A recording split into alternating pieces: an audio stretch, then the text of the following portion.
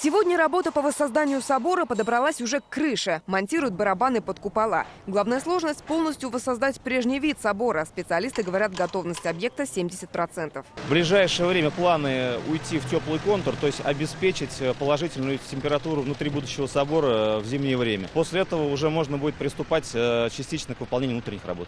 А пока работы хватает снаружи, с высоты шлет привет бригада сербских строителей. Именно их пригласили как профессионалов в монолитных конструкциях, да еще и православных.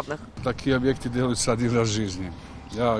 Поверьте, я и проектировал много, и построил много, но вот это был вызов. Вызов приняли всем миром, и внутри сегодня уже различим алтарь, который украсят мраморной отделкой. Образ Казанской Божьей Матери расположит в южном иконостасе. Изюминка собора – пещерный храм. В конце 19 века под патронажем царской семьи в подвальном помещении тоже оборудовали свой алтарь, чтобы проводить богослужение прямо на месте обретения иконы. Вот, кстати, и оно. А в этой стене с прошлого года заложена капсула с благословлением патриарха Кирилла на воссоздание собора. И как замечательно, что здесь, на этой земле, где бок о бок живут православные и мусульмане, люди, принадлежащие к исламской традиции, с такой готовностью поддержали идею воссоздания собора и принимают активное участие.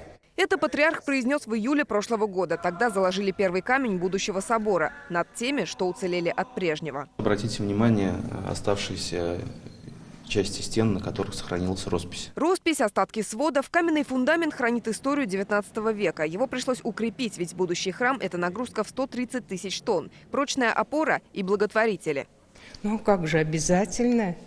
И пожертвования делала. Очень ждем, вот когда будет этот храм. По-моему, не только я одна. Фонд Возрождения, возглавляемый Ментимером Шаймиевым, деньги перечисляют постоянно. От нефтяных компаний до простых верующих. Из других городов России и местные. Нет такого деления. Это мусульманский район, скажем, Балтасинский район у нас все-таки прежде всего мусульманский. Но Балтаси активно участвуют. Принимаются средства. И впоследствии мы ведем книгу, где будут указаны имена тех людей или их сродников, которые будут поминаться в этом соборе постоянно, вечно. Высотой в 47 метров он будет виден с разных концов города. Белокаменный храм с куполами из голубой меди должен стать яркой фигурой в панораме Казани и местом продвижения православных всего мира. Лина Знатольна, Игорь Романов, ТНВ Казань.